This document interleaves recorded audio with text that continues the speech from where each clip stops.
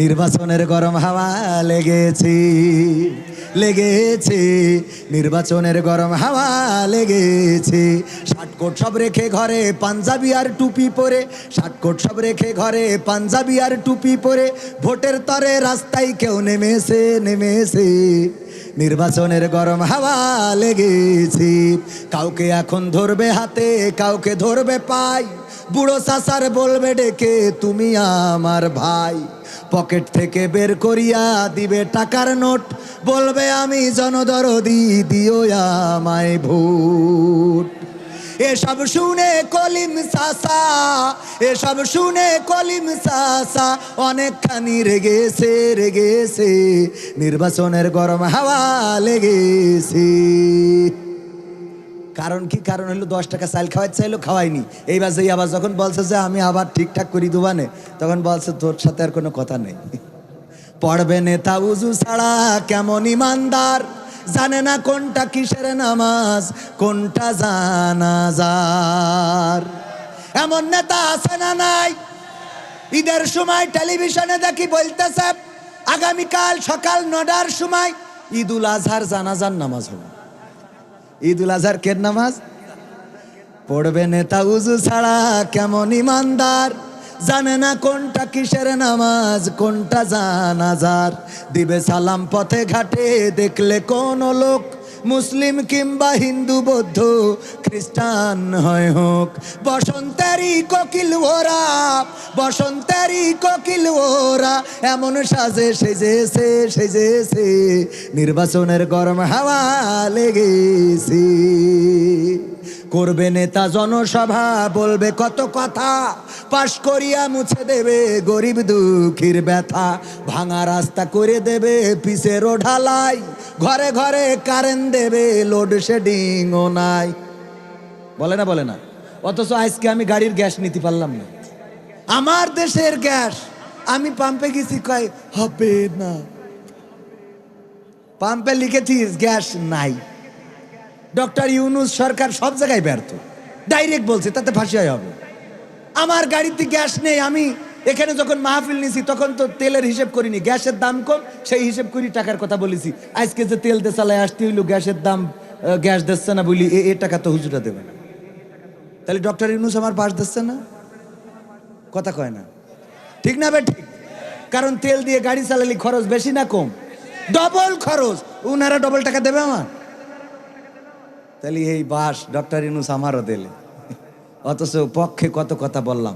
করবে নেতা জনসভা, বলবে কত কথা, পাশ করিয়া মুছে দেবে গরিব দুঃখীর ব্যথা। ভাঙা রাস্তা করে দেবে পিচের ঢালাই, ঘরে ঘরে বিদ্যুৎ দিবে, লোডশেডিংও নাই। করতে ওদের প্রতিহত জনগণ জেগেছে, জেগেছে, জেগেছে না জাগে নাই? ডাকসু জাকসু রাকসু চাকসু সব জায়গা জকসু এখন প্রমাণ করে দিয়েছে যে আর কথাতে কাজ হবে না। আর কথাতে কাজ হবে, যারাই ভালো কাজ করবে তারাই সামনে যাবে। এই জন্য আর একটা গান গায় নাকি বলবো? সব দলেরই দেখা হলো কেমন করে চালায় দেশ, আগামীতে সাইজে দেখতে দাড়ি টুপির বাংলাদেশ। আগামীতে সাইজে দেখতে আল কোরআনের বাংলাদেশ। এমন নেতা সাইজে দেশে দুঃখ সবার বোঝে, গরিব দুঃখের বাড়ি বাড়ি দুঃখ কষ্ট খোঁজে রে, দুঃখ কষ্ট খোঁজে। এমন নেতা সাইজে দেশে দুঃখ সবার বোঝে, গরিব দুঃখের বাড়ি বাড়ি দুঃখ কষ্ট খোঁজে রে, দুঃখ কষ্ট খোঁজে। সব অধিকার ফিরিয়ে দিয়ে, সব অধিকার ফিরিয়ে দিয়ে আনবে দেশে খুশির লেশ। আগামীতে সাইজে দেখতে দাড়ি টুপির বাংলাদেশ, আগামীতে সাইজে দেখতে আল কোরআনের বাংলাদেশ। ভ্রান্ত মতে বাতিল পথে শান্তি খোঁজে যারা, রবের ভাষায় চোখ থাকিতে অন্ধবধির তারা রে, অন্ধবধির তারা। ভ্রান্ত মতে বাতিল পথে শান্তি খোঁজে যারা, রবের ভাষায় চোখ তাকিতে অন্ধ বধির তারা রে, অন্ধ বধির তারা। ভুলের পথে থাকলে অটল, ভুলের পথে থাকলে অটল, এহ পরকাল হবে শেষ। আগামীতে চাই যে দেখতে দাড়ি টুপির বাংলাদেশ, আগামীতে চাই যে দেখতে আল কোরআনের বাংলাদেশ। দুর্নীতি আর চাঁদাবাজি ভাই চলবে না এই দেশে, রুখে দিতে হবে তাদের আসলে ফ্যাসিস্ট বেশে রে, আসলে ফ্যাসিস্ট বেশে। দুর্নীতি আর চাঁদাবাজি ভাই চলবে না এই দেশে, রুখে দিতে হবে তাদের আসলে ফ্যাসিস্ট বেশে রে, আসলে ফ্যাসিস্ট বেশে। চললে আইন আল কোরআনের, চললে আইন আল কোরআনের, তবেই দেশটা চলবে বেশ। আগামীতে চাই যে দেখতে দাড়ি টুপির বাংলাদেশ, আগামীতে চাই যে দেখতে আল কোরআনের বাংলাদেশ। চান চান চান। আমার মুহতারাম জেলখানায় বন্দী ছিলেন, সেই বন্দী জীবন থেকে মুক্ত হয়েছেন, কারণটা কি বলবো? বলবো 1 মিনিট। সাহস নিয়ে দাঁড়িয়েছ তাই মুক্ত হয়েছে জমিন, সাহস করে দাঁড়ালে আর একবার কায়েম হয়ে যাবে দিন। নয় নয় নয় আর কোনো ভয়, আনতে হবে দিনের বিজয়। নয় নয় নয় আর কোনো ভয়, আনতে হবে দিনের বিজয়, কোরআনের বিজয়। মানুষের সাথে যারা করেছে দুশ্মনী, ওস্তাদের সাথে যারা করেছে দুশ্মনী, আলেমের সাথে যারা করেছে দুশ্মনী, করেছে বাড়াবাড়ি, দেশের বুকে তাদের হয়নি তো জায়গা, যেতে হলো মামার বাড়ি। আলেমের সাথে যারা, কোরআনের সাথে যারা, তাওহীদের সাথে যারা করেছে দুশ্মনী, করেছে বাড়াবাড়ি, দেশের বুকে তাদের হয়নি তো জায়গা, যেতে হলো মামার বাড়ি। তাই নয় নয় নয় আর কোন ভয়, আনতে হবে দিনের বিজয়, কোরআনের বিজয়। রাজি কি আছেন?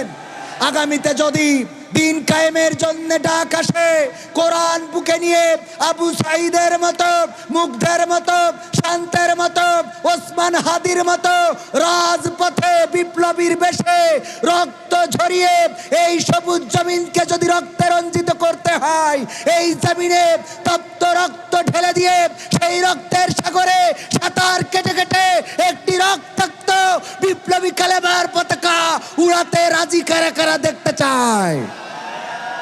রূপের বড়াই করিস না রে, রূপ চিরদিন থাকে না। রূপের বড়াই করিস না রে, রূপ চিরদিন থাকে না। নিজের মুখটা দেখা একদিন হইবে রে তোর যন্ত্রণা, নিজের মুখটা দেখা একদিন হইবে তোমার যন্ত্রণা। রূপের বড়াই কইরো না ভাই, রূপ চিরদিন থাকে না। রূপের বড়াই কইরো না বোন, রূপ চিরদিন থাকে না। নিজের মুখটা দেখা একদিন হইবে তোমার যন্ত্রণা, নিজের মুখটা দেখা একদিন হইবে রে তোর যন্ত্রণা। সময় হইল বড় শিক্ষক, সব দিবে শিখাইয়া। সুখের জীবন থাকবে না রে, দেখবে না কেউ চাইয়া। সময় হইল বড় শিক্ষক, সব দিবে শিখাইয়া। সুখের জীবন থাকবে না রে, দেখবে না কেউ চাইয়া। মরার আগে মরবি রে তুই, জ্বালা সইতে পারবি না, মরার আগে মরবি রে তুই, জ্বালা সইতে পারবি না। নিজের মুখটা দেখা একদিন হইবে তোমার যন্ত্রণা, নিজের মুখটা দেখা একদিন হইবে রে তোর যন্ত্রণা। কিসের এত বড়াই তোমার মাটির দেহ লইয়া, ময়রা দেখো পোকামাকড় শেষ করবে সব খাইয়া। কিসের এত বড়াই তোমার মাটির দেহ লইয়া, ময়রা দেখো পোকামাকড় শেষ করবে সব খাইয়া। এই দুনিয়া ছাড়তে হবে, অহংকার আর কইরো না, এই দুনিয়া ছাড়তে হবে, অহংকার আর কইরো না। নিজের রূপটা দেখা একদিন হইবে তোমার যন্ত্রণা, নিজের রূপটা দেখা একদিন হইবে রে তোর যন্ত্রণা। ক্ষমতার বড়াই কইরো না ভাই, সে আর চিরদিন থাকে না। পাওয়ারের বড়াই কইরো না ভাই, সে আর চিরদিন থাকে না। নিজের সে আর দেখা একদিন হইবে তোমার যন্ত্রণা, নিজের সে আর দেখা একদিন হইবে রে তোর যন্ত্রণা। ঠিক না বেঠে? আজকালকের ছেলেরা বই নিয়ে আর বসে না, ও বাবা গুগলে সার্চ করিয়া পড়ি। ওরে কালের মেয়েরা কোরআন হাদিস ধরে না, এখনকার মা বোনেরা কোরআন হাদিস পড়ে না। ও আল্লাহ, টিকটকে ভিডিও ওরা করে। আজকালকের ছেলেরা বই নিয়ে আর বসে না, ও বাবা গুগলে সার্চ করিয়া পড়ি। আগের সময় প্রেম করিলে মুরব্বীরা বলতো পাইছ কি, এখন বলে শখ করিয়া বাবু তুমি খাইছ কি। ঠিক না বেঠে? আগের সময় প্রেম করিলে মুরব্বীরা বলতো পাইছ কি, এখন বলে শখ করিয়া বাবু তুমি খাইছ কি। লজ্জা শরম নাই, আইলাম কোন জামানাই, লজ্জা শরম নাই, আইলাম কোন জামানাই। ভবিষ্যৎ দেখি অন্ধকারে।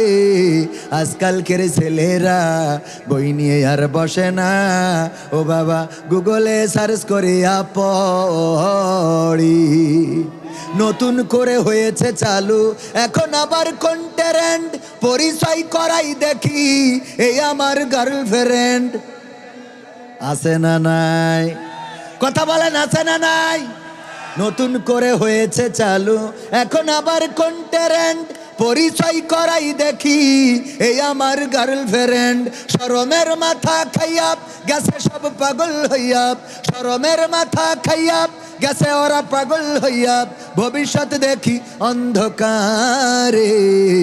আজকালকের ছেলেরা বই নিয়ে আর বসে না, ও বাবা গুগলে সার্চ করিয়া পড়ি।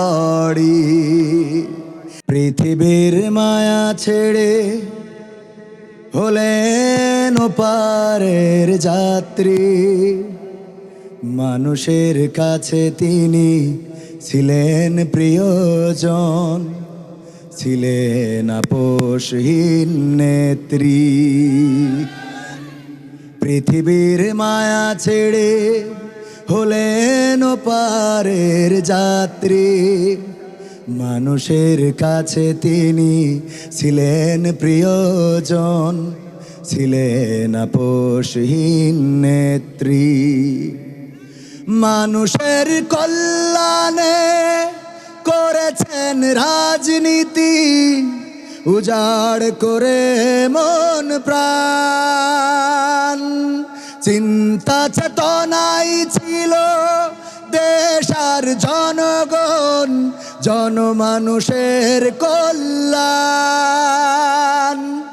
মানুষের কল্যাণে করেছেন রাজনীতি, উজাড় করে মন প্রাণ।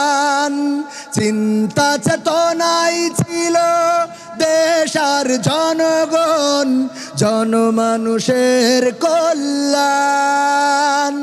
গরিব দুঃখীর তরে মানুষের ঘরে ঘরে, গরিব দুঃখীর তরে মানুষের ঘরে ঘরে তিনি ছিলেন এক ধাত্রী। পৃথিবীর মায়া ছেড়ে হলেন ওপারের যাত্রী। মানুষের কাছে তিনি ছিলেন প্রিয়জন, ছিলেন আপোষহীন নেত্রী। আলেমের প্রতি তার ছিল ভালোবাসা, করতো অনেক বেশি সম্মান। আল্লাহর প্রতি পূর্ণ আস্থা রেখে চলেছে স্বামী আর সন্তান।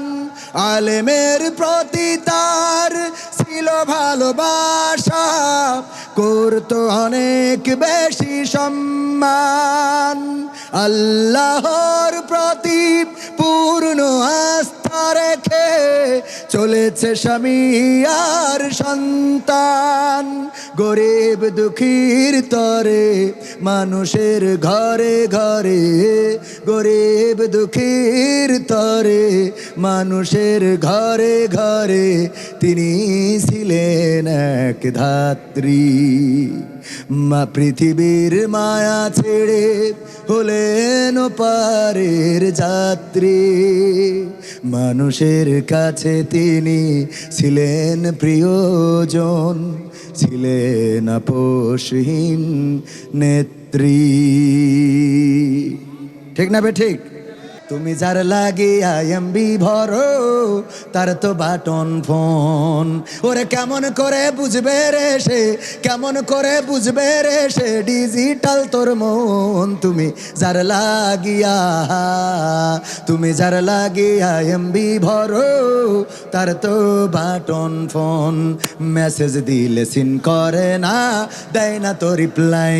ভিডিও কলে বলবা কথা, ক্যামেরা তার নাই রে, ক্যামেরা তার নাই। ওরে ডিজিটাল এই যুগ জামানাই, ডিজিটাল এই যুগ জামানাই অ্যানালগ তার মন। তুমি যার লাগিয়া, তুমি যার লাগিয়া এমবি ভরো তার তো বাটন ফোন। প্রেম প্রীতি ভালোবাসা বিয়ের আগে নয়, ঠিক না বেটে? প্রেম প্রীতি ভালোবাসা বিয়ের আগে নয়। মনের মধ্যে রাখো যুবক আল্লাহ তাআলার ভয় রে, পরকালের ভয়। ওরে তবেই তুমি মুক্তি পাবা, তবেই তুমি মুক্তি পাবা দোজখের আগুন। তুমি যার লাগিয়া, তুমি যার লাগিয়া এমবি ভরো তার তো বাটন। কথা কয় না? যেই চেয়ারে বসে থেকে এতদিন দেশটার নিয়ন্ত্রণ করত, সেই চেয়ারে এখন অন্যরা বসে তাদেরকে নিয়ন্ত্রণ করে। বলে ঠিক না বেঠে? ও আমার ভাইরা, শুধু তাই নয়, যাদের হাতে ছিল কারাগারের চাবি, যাদের হাতে ছিল ফাঁসির রশি, যাদের হাতে ছিল রায়, কোর্ট আদালত, বিচার, বিচারপতি, সব ছিল তাদের হাতে। এখন তাদেরই আবার দুর্গতি। বলেন ঠিক কিনা? ক্ষমতা চিরস্থায়ী নয়, চিরকাল থাকে না।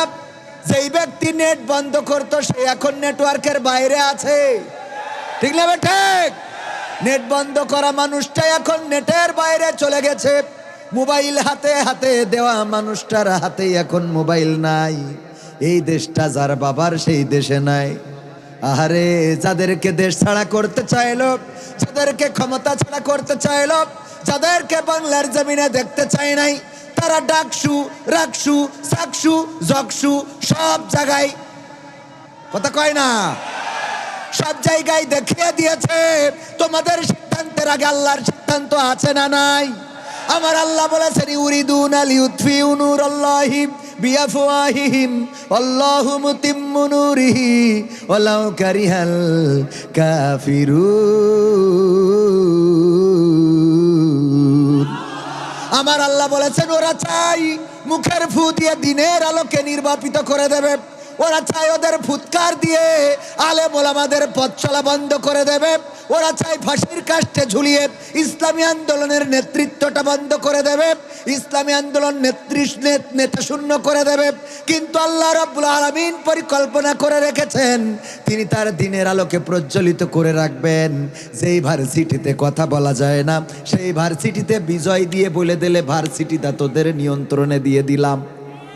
ঠিক না বেটা? এই সিদ্ধান্ত কার? এই সিদ্ধান্ত কার? এই জন্য ক্ষমতার গরম দেখায় লাভ নাই, চেহারার বড়াই দেখায় লাভ নাই। আমার এই যৌবন চিরকাল থাকবে না, মুখের এই কালো দাড়ি চিরকাল কালো থাকবে না, এত সুন্দর চেহারাটা চিরকাল সুন্দর থাকবে না। একদিন যৌবনে ভাটা পড়ে যাবে, একদিন সুন্দর চেহারাটাই ভাঁজ পড়ে যাবে, কালো চোখের মনিটা ঘোলা হয়ে যাবে, কালো চুলগুলো সাদা হয়ে যাবে, মুখের দাড়িটা সাদা হয়ে যাবে, সোজা মানুষটা কুজা হয়ে যেতে হবে। বেলা শেষে এই জমিন ছেড়ে বিদায় নিতে হবে। ওসমান হাদিকে যিনি গুলি করে হত্যা করেছে, সেই ব্যক্তিও মারা যাবে। আবার ওসমান হাদিও জমিনে নাই, কিন্তু একজন ইতিহাসে সারাটা জীবন তার নামটা স্বর্ণাক্ষরে লেখা থাকবে, আর একজন সন্ত্রাসী হিসাবে এই জমিন ছেড়ে বিদায় নিবে। ওগো আমার ভাইয়েরা, কিসের গৌরব, কিসের অহংকার, কিসের লড়াই, কিসের বড়াই? সুতরাং আমাদের সিদ্ধান্ত নিতে হবে। আল্লাহ রাব্বুল আলামিন আমাদের সৃষ্টি করেছেন, সুতরাং তার কাছে মাথাটা নুইয়ে দিতে হবে, আল্লাহর কাছে নিবেদিত প্রাণ হয়ে যেতে হবে, আল্লাহর নবীর দেখানো পথে চলতে হবে, কোরআন যেভাবে চলতে বলে বলতে বলে সেইভাবে চলতে হবে। যদি এটাই হয় তবে সফলতা। আর এর বাইরে যদি যান, তাইলে বাংলার জমিনেও জায়গা না হতে পারি। প্রমাণ আছে না নাই? পালাবো না। পালাতে হয়েছে না হয় নাই? এখন আবার শুনছি অসুস্থ হাসপাতালে, মরণাপন্ন অবস্থা, সংকট অবস্থায়, সংকটময় সময় পার করছে। শুনেছেন কিনা? পত্রিকায় দেখেছেন কিনা? অসুস্থ অবস্থায় রয়েছে কলকাতার কোনো এক হাসপাতালে। আমি বললাম 41 সালের আগে ক্ষমতা ছাড়বেন না, কিন্তু ক্ষমতা তো ছাড়লেন, অন্তত 41 সাল পর্যন্ত দুনিয়ায় থাকার দরকার আছে না নাই? আমরা দোয়া করি আল্লাহ যেন সুস্থ করে দেন, পড়েন আমিন। কারণ আমরা কারো খারাপ চাই না। যারা আমাদের শত্রু, ওসমান হাদি ভাই বলতেন, আমাদের শত্রুর জন্য আমরা ইনসাফ চাই। ঠিক না ঠিক? আমাদের শত্রুর জন্য আমরা ইনসাফ চাই, আমরা বিচার চাই, আমরা পুতুল কোট চাই না। অপরাধী সে যেন শাস্তি পায়, নিরপরাধী যেন কখনো শাস্তির মুখোমুখি তার না হতে হয়। ওগো আমার ভাইয়েরা, এই ইনসাফ যতদিন কায়েম না হবে ততদিন বাংলার জমিনে শান্তি আসবে। স্বাধীনতার পর থেকে, স্বাধীনতার আগেও 47 সালে যখন ভাগ হলো, মনে করলো আমরা যদি ভাগ করে নিই, পূর্ব পাকিস্তান এবং পশ্চিম পাকিস্তান মুসলমান দিয়ে আমরা যখন ভাগ হয়ে যাব, হিন্দু অধ্যুষিত অঞ্চল হিন্দুস্তান আর মুসলমান অধ্যুষিত অঞ্চল পাকিস্তান, আমরা মনে হয় বড্ড সুখ পেয়ে যাব। কিন্তু না, 47 থেকে 71 পর্যন্ত সুখ এসেছে নাকি? শান্তি কি এসেছে? 1952-তে আমরা ভাষার জন্য রক্ত দিলাম, জীবন দিয়ে ভাষার অধিকার এনেছি, কথা বলার স্বাধীনতা আনতে পারি নাই। ভাষায় কথা বলি, কিন্তু এই ভাষায় যদি হক কথা বলি, তাইলে জেলখানা খোলা আছে না নাই? শুধুমাত্র ভাষার স্বাধীনতা এনেছি, কিন্তু বলার স্বাধীনতা আনতে রক্ত দিলাম, কিন্তু বলার স্বাধীনতা পাইছি? পাই নাই। বলার স্বাধীনতা পাই নাই বলে 1971-এ আমরা যুদ্ধ করার পরিকল্পনা করলাম, আমরা সংগ্রামে নেমে পড়লাম, 9টা মাস রক্তক্ষয়ী সংঘর্ষ করলাম, যুদ্ধ করলাম, জীবন দিলাম, আমার মা বোনেরা ইজ্জত হারালো, পাকিস্তানিরা পালালো, স্বাধীন হয়ে গেল। স্বাধীনতার পরে বঙ্গবন্ধু, তারপরে জিয়াউর রহমান, তারপরে এরশাদ, তারপরে বেগম জিয়া, তারপরে শেখ হাসিনা, তারপরে ফখরুদ্দিন, মঈনুদ্দিন, ইয়াজউদ্দিন, আবার এর মধ্যে শেখ হাসিনা, তারপরে আবার ডক্টর ইউনূস আসলো। বলেন দেখি, এই বাংলার জমিনে এখন পর্যন্ত, আজ পর্যন্ত সেই 47 সাল থেকে শুরু করে শান্তি কি কেউ প্রতিষ্ঠা করতে পেরেছে? বরং দুর্নীতিতে কি হয়েছে? চ্যাম্পিয়ন হয়েছে। ডক্টর ইউনূসের কাছে অনেকের আশা ছিল যে তিনি হয়তো বা ইন্টারন্যাশনাল ম্যান, আন্তর্জাতিক মানের একজন ব্যক্তি, তিনি হয়তো বা বাংলাদেশটা মনে হয় রাতকে দিন, দিনকে রাত করে দিবেন। কিন্তু এই মানুষটা আসার পরে এখন মানুষের কি জানের নিরাপত্তা আছে? মানুষের কি মালের নিরাপত্তা আছে? আজকেও দেখলাম ঢাকা মেডিকেল কলেজ থেকে একজন সাধারণ মানুষ লাইভ করেছে, বলতেছে দেখেন আমার মেয়েটা এখানে শোয়া মরণাপন্ন অবস্থা। এই ঢাকা মেডিকেল কলেজ এটা হলো বাংলাদেশের শ্রেষ্ঠতম হাসপাতাল, সেই হাসপাতালে আনার পরে মেয়েটারে দোতলায় তুলতে হবে। একটা টলি নিতে চাইলে এই হাসপাতালে 500 টাকা ঘুষ দিতে হয়। ঢাকা মেডিকেল কলেজের মতো হাসপাতালে ঘুষ দিতে হয়। ঘুষ না দিলে ডাক্তার দেখেন না। ডাক্তারের কাছে গেলে ডাক্তার বলে প্রাইভেট হাসপাতালে নিয়ে যান। লাইভটা যারা দেখেছেন তারা বলেন সত্য বলছি না মিথ্যা বলছি? একজন সাধারণ মানুষ চিকিৎসার জন্য সরকারি হাসপাতালে যায়। যাদের টাকা আছে তারা তো প্রাইভেটে চিকিৎসা করে। সরকারি হাসপাতাল জনগণের, সাধারণ মানুষের, কিন্তু সেখানেও চিকিৎসা নাই। আমার দেশের মানুষ গত 2 দিন আগেও বিএনপির এক নেতা মুসাব্বিরকে গুলি করে হত্যা করা হলো। আবার আর এক নেতা বলল এটা নির্বাচনে কোনো প্রভাব ফেলবে না।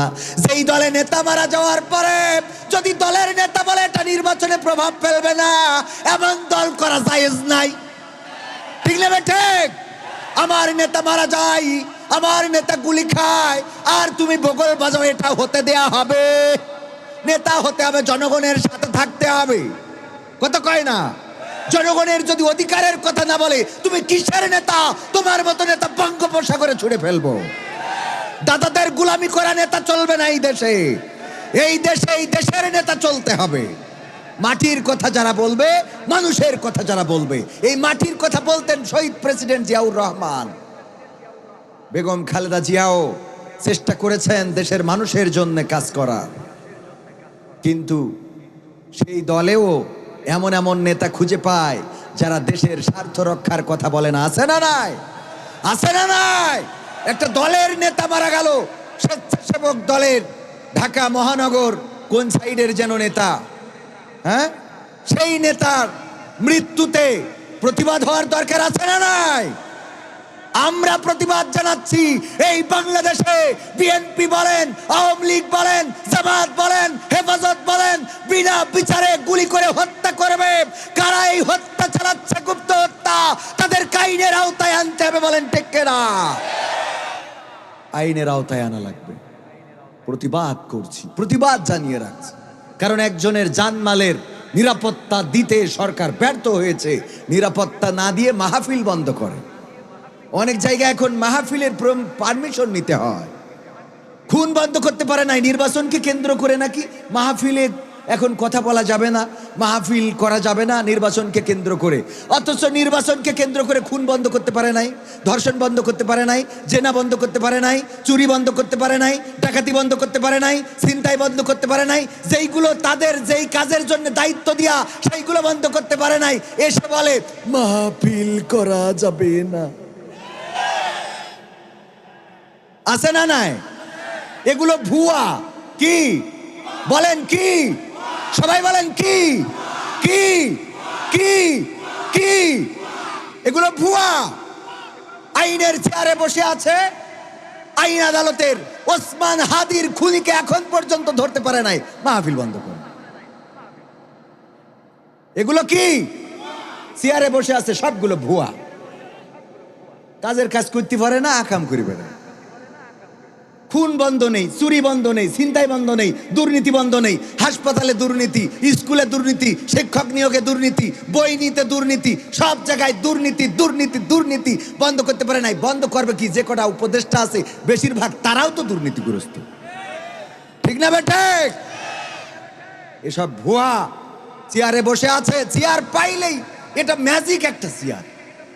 এ চেয়ারে পাইলেই চেয়ারে যাওয়ার আগে বলে আল্লাহ একবার যদি পাইতাম তাইলে দেখাইতাম, ওই যে যদি এক সুন্দর একটা মুখ পাইতাম, যদি সুন্দর একটা রূপ পাইতাম, নাটোরের ওই কাঁচাগুলাই আমি কিনে খাওয়াইতাম। এরকম গান গায় না?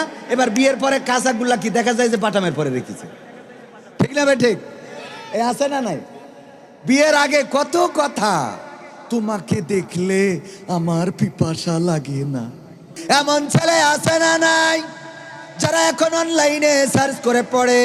ওগো আমার ভাইয়েরা, এখন দেখবেন ওই যে আমার যুবকেরা, ওরা আসছে সামনে ফেব্রুয়ারি, লাইলাতুল ফেব্রুয়ারি। কি ফেব্রুয়ারি? লাইলাতুল ফেব্রুয়ারি। এই উপলক্ষে প্রস্তুতি আছে না নাই? আমার যুবকেরা যৌবনকালের ইবাদত আল্লাহ বড় পছন্দ করে। যৌবনকালে যদি কেউ এক ওয়াক্ত নামাজ পড়ে, আল্লাহ রাব্বুল আলামিন তার আমল নামায় 70 ওয়াক্তের সওয়াব লিখে দেন। বলেন সুবহানাল্লাহ।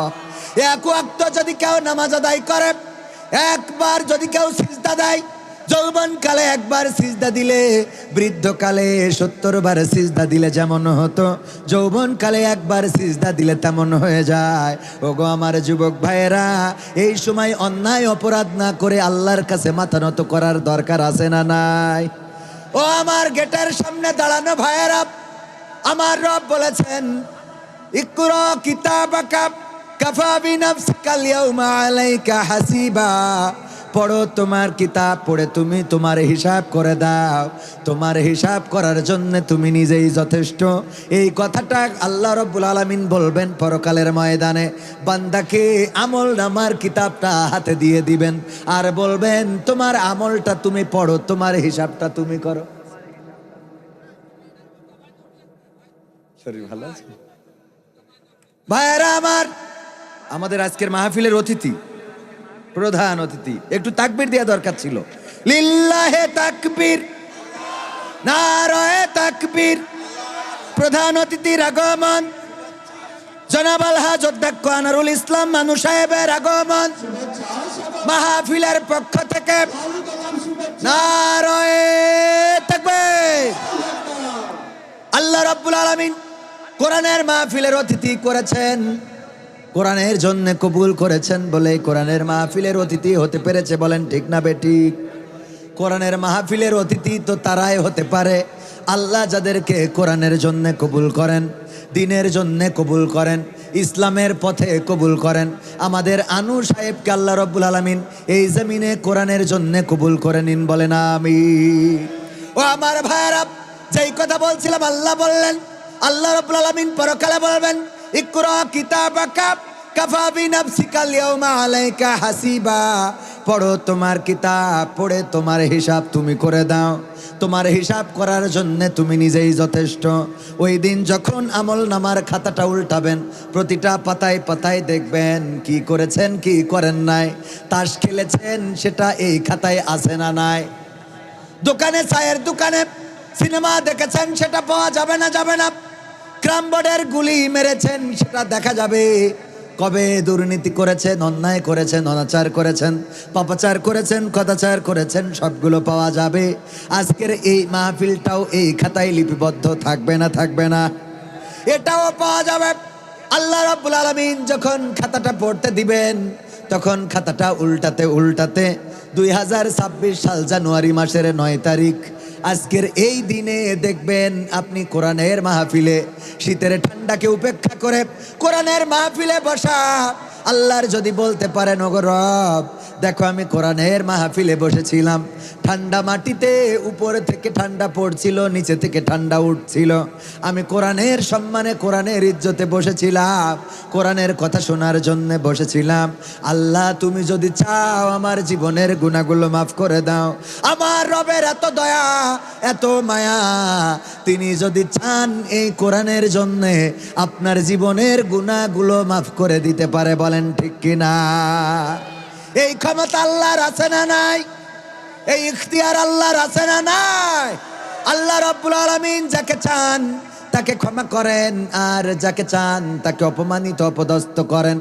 আল্লাহ যাকে চান তাকে জান্নাত দেন, যাকে চান তাকে জাহান্নাম দেন। কোরআনের কারণে কারো ইজ্জত বেড়ে যায়, আবার কোরআনের কারণে কারো ইজ্জত ভুলুণ্ঠিত হয়ে যায়। তার প্রমাণ যদি নিতে চান বেশি দূরে যাওয়া লাগবে না।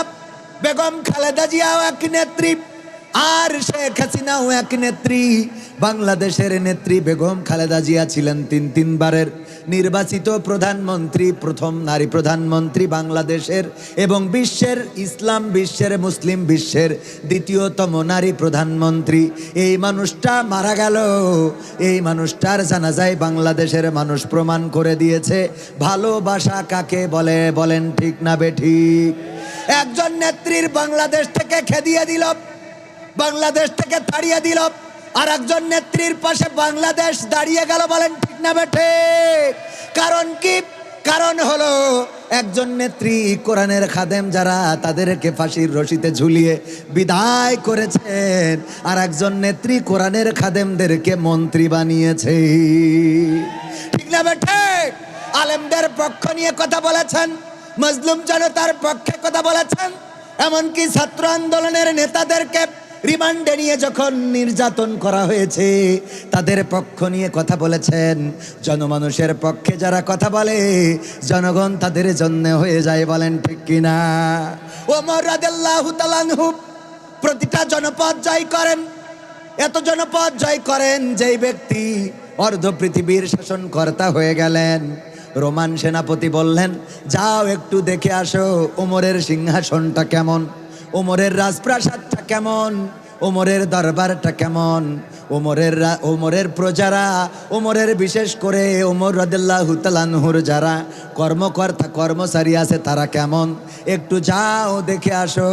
দেখার জন্য একজন গুপ্তচর আসলেন। আসার পরে খুঁজতে খুঁজতে মসজিদে নববীর কাছে আসলেন। এসে বললেন, তোমাদের প্রেসিডেন্ট কই, তোমাদের সেনা, তোমাদের যিনি প্রধান তিনি কই, তোমাদের বাদশা কই, তোমাদের রাজা কই? বলল, আমাদের প্রেসিডেন্ট হয় না, আমাদের রাজা বাদশা হয় না, আমাদের একজন আমির হয়, নেতা হয়। তিনি এই জায়গায় তো ছিলেন, কিন্তু শুনেছি তার উট হারিয়ে গিয়েছে, এই জন্য উট খোঁজার জন্য গিয়েছেন। বলল, তার রাজদরবারটা কোথায়? বলল, আমাদের আমিরের কোনো রাজদরবার নাই, আমাদের আমির এই মসজিদে নববী, এই মসজিদে নববীতে বসেই রাজ্য পরিচালনা করেন। বলল, এখানে সিংহাসনটা কোথায়? দেখিয়ে দিল মাটির তৈরি করা, খেজুর গাছ দিয়ে তৈরি করা মেহরাবটা। বলল, ওই যে মাটির আসনে, মাটির তখতে বসে আমাদের প্রধান, আমাদের আমিরুল মুমিনিন ওমর রাদিয়াল্লাহু তাআলা আনহু রাষ্ট্র পরিচালনা করেন। বললেন, ঠিক আছে। তিনি গিয়েছেন কোন পথে? উট খোঁজার জন্য। দেখিয়ে দিল এই পথে। লোকটি হাঁটতে হাঁটতে যাইতে লাগলো, দেখলো একটা গাছের নিচে যখন ছায়া ছিল, সেই ছায়ার নিচে সম্ভবত শুয়েছিল। তিনি বুঝে নিলেন এই ছায়ার নিচে শুয়েছিল, কারণ সূর্যটা সরে গেছে, ছায়াটাও সরে গেছে। বালুর উপরে শোয়া, খেজুর গাছে একটা উট বাঁধা। ওমর রাদিয়াল্লাহু তাআলা আনহু শুয়ে আছেন, মাথার নিচেই নিজের হাতটা বালুর উপরে শোয়া, ক্লান্ত শ্রান্ত দেহ ওখানেই গড়িয়ে পড়েছেন। উটটা খুঁজে ক্লান্ত হয়ে গিয়েছেন, সেখানেই শুয়ে পড়েছেন, ঘুমিয়ে গিয়েছেন। শরীর থেকে ঘামগুলো ঝরে পড়ছে আর মাটি সেটা চুষে নিচ্ছে। মানুষের কাছে জিজ্ঞাসা করলেন লোকটিকে, বলল, ওই লোকটি হলো আমাদের আমিরুল মুমিনিন হযরত ওমর রাদিয়াল্লাহু তাআলা আনহু। ওই গুপ্তচর বললেন, আহারে, এমন একজন আমিরুল মুমিনিন জনগণের পাশে থাকেন, তার নিরাপত্তার জন্য আর কোনো নিরাপত্তা রক্ষীর প্রয়োজন হয় না, আর কোনো শুটারদের প্রয়োজন হয় না, বন্দুকধারীদের প্রয়োজন হয় না। এই নেতা জনগণের অধিকার বুঝে দিয়েছে, এই জন্য জনগণ নেতার পাশে দাঁড়িয়ে গিয়েছে। ও আমার ভাইয়েরা, যেই নেতারা জনগণের মনের ভাষা বুঝতে পারে, জনগণের পক্ষে দাঁড়িয়ে যায়, জনগণও সেই নেতার জন্য জীবন বাজি রেখে দেয়। বলেন ঠিক কিনা? ওমর রাদিয়াল্লাহু তাআলা আনহুর আদর্শ থেকে আমাদের নেতাদের আদর্শ নেওয়া দরকার আছে। যারা নির্বাচনে দাঁড়াবেন, সে হোক বিএনপির, হোক জামাতের, হোক এনসিপির, হোক জাসদের, হোক বাসদের, যেটাই হোক না কেন, তারেক রহমান যেমন বলেছেন, ন্যায় নীতির আদর, বিশ্ব নবী সাল্লাল্লাহু আলাইহি সাল্লামের ন্যায় নীতির আদলে বাংলাদেশটা গড়ব। যদি বিশ্ব নবীর ন্যায় নীতির আদলে এই দেশ গড়তে হয়, তাহলে বিশ্ব নবীর খলিফারা কেমন করে রাষ্ট্র পরিচালনা করেছেন সেইগুলো জানার দরকার আছে না নাই? এই জন্য প্রতিটা নেতাকর্মীদের বলবো, ওমর রাদিয়াল্লাহু তাআলা আনহুর জীবন পড়ার জন্য, আবু বকর রাদিয়াল্লাহু তাআলা আনহুর জীবন পড়ার জন্য, ওসমান রাদিয়াল্লাহু তাআলা আনহুর জীবন পড়ার জন্য, হযরত আলী রাদিয়াল্লাহু তাআলা আনহুর জীবন পড়ার জন্য। এইগুলো পড়লে রাষ্ট্র পরিচালনার জন্য কেমন নেতা হবে। ওমর রাদিয়াল্লাহু তাআলা আনহু রাতের অন্ধকারে ঘুরছেন, ঘুরতে ঘুরতে দেখলেন এক বাড়িতে এক বুড়ি কি যেন জাল দেয়, চারিদিকে বাচ্চারা কান্নাকাটি করে, মাগো আর কত সময় লাগবে রান্না হতে, আর কত সময় পরে রান্না হবে গো মা, ক্ষুধার যন্ত্রণা তো সহ্য করতে পারি না। মা জননী বললেন, ওগো আমার সন্তানেরা, একটু অপেক্ষা করো, আর কিছুক্ষণ পরে রান্নাটা হয়ে যাবে। এই কান্না করতে করতে একজন একজন করে সব সন্তান ঘুমিয়ে গেল। ওই মহিলাটা নিজের চুলাটা বন্ধ করে দিল। ওমর রাদিয়াল্লাহু তাআলা আনহু বুঝলেন না, আরে কি রান্না করে এমন যে রান্নাটা শেষ হলো না, অথচ চুলাটা বন্ধ করে দিল, কারণ সন্তানদের তো খাওয়াতে পারে নাই, সন্তানরা সবাই ঘুমিয়ে গেল। ওমর রাদিয়াল্লাহু তাআলা আনহু সালাম দিয়ে বাড়িতে প্রবেশ করে বললেন, ওগো বুড়িমা, কি এমন রান্না করছিলে গো মা, যেই রান্নাটা শেষ হয় নাই কিন্তু তোমার সন্তানেরা ঘুমিয়ে গিয়েছে? বুড়িমা বললেন, ওগো মুসাফির, আমি জানি না কে তুমি, আমার হাড়ির দিকে চেয়ে দেখো, হাড়ির মধ্যে কিছু পাথর আছে, এই পাথরগুলো জ্বালাচ্ছিলাম, বলো দেখি পাথর কি কখনো সিদ্ধ হয়? ওমর রাদিয়াল্লাহু তাআলা আনহু বললেন, না, পাথর তো কখনো সেদ্ধ হতে পারে না।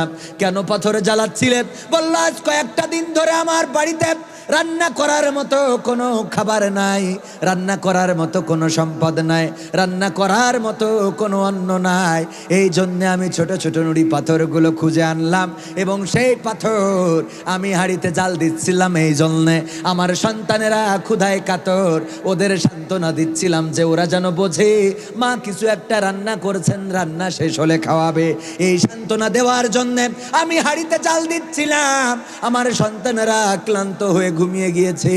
ওগো মুসাফির, বলো দেখি কেমন করে আমি তাদের মুখে আহার তুলে দেব? ওমর রাদিয়াল্লাহু তাআলা আনহু তাড়াতাড়ি করে ফিরে আসলেন দরবারে, বা আটার বস্তাটা মাথায় নিয়ে ছুটে চললেন। কর্মকর্তা কর্মচারী যারা ছিল তারা বললেন, ওগো ওমর, আটার বস্তাটা কি আমাদের মাথায় দেয়া যায় না? ওমর রাদিয়াল্লাহু তাআলা আনহু বললেন, পরকালের ময়দানে আল্লাহ যেদিন গুনার আমল নামাটা আমার হাতে দিয়ে দেবে, ওই দিন যদি আমার গুনার খাতাটা তোমাদের কাঁধে নিতে পারো, তাইলে আটার বস্তাটা তোমাদের মাথায় দিতে পারি। আল্লাহু আকবার বলবেন না? আল্লাহু আকবার। ওমর রাদিয়াল্লাহু তাআলা আনহু আটার বস্তা নিয়ে ছুটে চললেন ওই বাড়িতে। তারপরে বুড়িমাকে ডাকলেন, আটা প্রস্তুত করলেন, রুটি বানালেন নিজ হাতে, ওই রুটি ছাকতে সহযোগিতা করলেন। তারপরে সন্তানদেরকে ডাকতে বললেন, ছোট ছোট সন্তানেরা উঠল। ওমর রাদিয়াল্লাহু তাআলা আনহু ওই মহিলার সাথে নিজেও রুটি মুড়ায়ে মুড়ায়ে খাইয়ে দিলেন, রুটি ছিঁড়ে ছিঁড়ে ওই বাচ্চাদের মুখে তুলে দিলেন, বাচ্চারা পরিতৃপ্ত সহকারে খাইল। এবার বললেন, বুড়িমা, আমি কি যেতে পারি? বুড়িমা বললেন, বাবা, কে তুমি? তোমার পরিচয়টা তো দিলে না। তোমার জন্য আমি একটু দোয়া করতে চাই আল্লাহর কাছে। ওগো আল্লাহ, তুমি এই আরব কান্ট্রিতে ওমরের মতো একজন খলিফা না বানায় তুমি যদি এই মুসাফিরের মতো একজন রাষ্ট্রপ্রধান বানিয়ে দিতে, তাইলে আমাদের মতো অভাবীরা অভুক্ত থাকতো না। আল্লাহ, তুমি এই মুসাফিরের, এই জাতীয় মানুষের রাষ্ট্র ক্ষমতা দান করে দাও। ওমর রাদিয়াল্লাহু তাআলা আনহু বললেন, কালকে আসবেন মসজিদে নববীতে, সেখানে আমি থাকবো এবং আপনার জন্য কিছু বরাদ্দ দেওয়ার চেষ্টা করব, বরাদ্দ নিয়ে দেওয়া যায় কিনা সেই চেষ্টাটা করব। পরের দিন যখন বুড়িমা গেলেন, যাওয়ার পরে দেখলেন রাষ্ট্রের চেয়ারে, ওই সিংহাসনে, ওই মাটির তখতে বসে খলিফার আসনে আর কেউ নয়, যিনি গতকালকে রুটি বানিয়ে দিয়েছেন, তিনি আজকে আবার ওই রাষ্ট্রপ্রধানের ওই মেম্বারে বসে রয়েছেন। বলেন আল্লাহু আকবার। এমন নেতার দরকার আছে না নাই? এমন নেতা আমাদের বাংলার জমিনে যদি আসে, এই দেশটা সোনার দেশে পরিণত হবে। ঠিক না বেঠে? এই দেশটা সোনার দেশে পরিণত হবে। এই দেশ সোনার দেশ হিসাবে যদি গড়তে হয়, তাইলে ওমর রাদিয়াল্লাহু তাআলা আনহুর আদর্শের আদর্শিত হতে হবে। সম্পদে দুর্নীতি করা যাবে না। সরকারের দেওয়া সয়াবিন তেলের বোতল খাটের নিচেই রাখা যাবে। এরকম আছে না নাই? করে না, করে না। এই কাজগুলো যারা করেছে তারা কি কেউ টিকতে পেরেছে? পেরেছে? এমপিরা সব কথাই গেল, মন্ত্রীরা সব কোথায় গেল, কোথায় কাদের কাকা, তাদের সারা দেশটা এখন লাগে ফাঁকা ফাঁকা, ঠিক না বেঠে? এমপিরা সব কোথায় গেল, মন্ত্রীরা সব কোথায় গেল, কোথায় কাদের কাকা, তাদের সারা দেশটা এখন লাগে ফাঁকা ফাঁকা, ওদের সারা দেশটা এখন লাগে ফাঁকা ফাঁকা। আইন মন্ত্রী আটকে গেল আইনেরই ফাঁকে, দাড়ি সারা দরবেশের ভণ্ড ভণ্ড লাগি। আইন মন্ত্রী আটকে গেল আইনেরই ফাঁকে, দাড়ি সারা দরবেশের ভণ্ড ভণ্ড লাগে। শুনছি কত নেতা নেত্রী খাইতেছে ভাই ডান্ডা, বিচারপতি কালামানিকের ফাটিয়েছে আন্ডা। পলকের ঝলক গেল,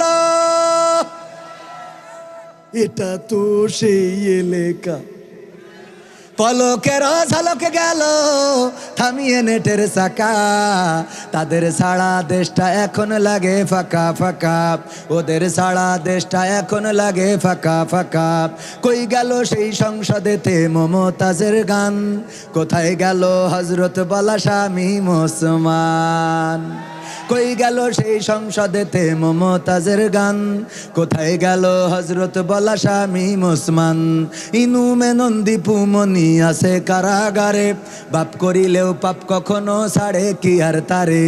কোথায় গেল স্পিকারের, কোথায় গেল স্পিকারের দৃষ্টি আঁকা বাঁকা, তাদের সারা দেশটা এখন লাগে ফাঁকা ফাঁকা, ওদের সারা দেশটা এখন লাগে ফাঁকা ফাঁকা। কোথায় গেল আরাফাত আর ব্যারিস্টার সুমন, কথা বলার সময় তারা করেনি ওজন। মুরগি কবির খাইছে ধরা, জাফর কোথায় আছে, গোপনে কি সেও গেল মোদি দাদুর কাছে। কোথায় গেল এ সালামের, কোথায় গেল এ সালামের কাড়ি কাড়ি টাকা, তাদের সারা দেশটা এখন লাগে ফাঁকা। লাগে না, লাগে না, কারণ এখন আর কিছু হইলেই বলে না এটা জামাত বিএনপির কাজ। এটা কি এখন শোনা যায়? কথা কেন শোনা যায়? কিছু হইলেই নেতাদের নামে মামলা ছিল না, ছিল না, কিছু হইলেই মামলা। মামলা একেবারে আছে ঢাকায়, বোম ফুটিয়েছে নাটোরে, ওর নামে মামলা। আবার আছে নাটোরে, বোম ফুটিয়েছে ঢাকায়, তাও নাশকতার মামলা। আছে না? নাই, ছিল না, ছিল না, ছিল এইগুলো। ও বাবা, আমি উদাহরণ দিতে যেয়ে বলি, বর্ডারের কাছে যাদের বাড়ি তারা বসবেন। মিস্টার বল্টু বাইসাইকেলে করে বালুর বস্তা নিয়ে আসতেছে, প্রশাসনের লোক দাঁড় করায় বলছে এই বাইসাইকেলে কি বলছে বালু। কয় বর্ডার দিয়ে তুমি বালু পাচার করো, এটা কোনো কথা হইল? মানুষে সোনা দানা ফেন্সি ডিলি আবার এগুলো পাচার করে। বল্টু এই বাইসাইকেলে এই বস্তার মধ্যে কি? বললো স্যার বালু, স্যার বালু নিয়ে যায়। বললো না, বালু না, নিশ্চয় এর মধ্যে কিছু আছে স্যার, চেক করে দেখেন। চেক করে দেখে না, ওর মধ্যে কিছু নাই, খালি বালু। ছেড়ে দিয়েছে। 2 দিন 4 দিন পরে আবার দেখে বল্টু বাইসাইকেলে করে এক বস্তা কি যেন নিয়ে যায়। বল্টু বাইসাইকেলে করে কি পাচার করো? স্যার বালু স্যার। কয় বর্ডার দিয়ে কেউ বালু পাচার করে, এটা কোনো কথা নাকি? আবার বালুটা চেক করে দেখেন, চেক করলো, করে দেখে না সত্যিই বালু, ছেড়ে দিল। এরপরে তৃতীয় আর একদিন দেখে বাইসাইকেলে করে বাস্তায় কি যেন নিয়ে যায়। বললো বাইসাইকেলে কি পাচার করো? বললো স্যার বালু স্যার। বালু ছাড়া কিছু নাই। বললো না, এই বালু হইতে পারে না, নিশ্চয় এর মধ্যে কিছু থাকতে পারে, পাঠাই দাও ঢাকায়, আমরা ল্যাবে চেক করে দেখবো। চেক করে দেখে না সত্যিই বাইসাইকেলে বালু। নাটোরে আপনার সিংড়ার বাজারে দেখা হয়েছে বল্টুর সাথে প্রশাসনের লোকের। বলতেছে ওরে বল্টু, এই নাটোরে সিংড়ার বাজারে যেহেতু দেখা হলো, তোর ওই বালুর বস্তা তো কয়বার করে চেক করলাম, ঢাকায় পাঠালাম, পাঠানোর পরে দেখলাম আসলে এই বস্তার মধ্যে বালু ছাড়া কিছু নাই। বল দেখি বর্ডার দিয়ে বাইসাইকেলে বালু কেন পাচার করি? সেই দেশে কি বালুর অভাব হয়ে গেল? সাইকেলে করে বালু কেন পাচার করা লাগবে? বলতেছে স্যার গো, আপনি আজকে সিংড়া বাজার মানে আমার বাজার, এই বাজারে এসে জিজ্ঞেস করেছেন, এখন সত্য বলবো না মিথ্যা বলবো? বললো বাড়ির পরে জিজ্ঞেস করেছি, মিথ্যা বলিস না রে বল্টু, কেন বাইসাইকেলে করে বালু পাচার করিস সেইটা ক। বলতেছে স্যার শোনেন, সত্যি কথা হলো আমি আসলে বাইসাইকেলে করে বালু পাচার করি নে, আমি মূলত বর্ডার দিয়ে ওই বাইসাইকেলটা পাচার করি। কি পাচার করে? আর চেক করে কি কিছু হইলেই জামাত বিএনপি করেছে, আর এর মধ্যে দিয়ে সব কিন্তু শেষ।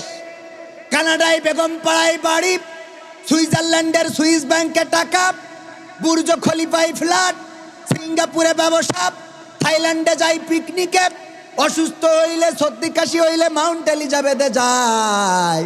আর আমাদের রোজার মাস আসলে বলে রে তোমরা পেয়ারা খাও আর বড়ই খাও, ঠিক না বেটে?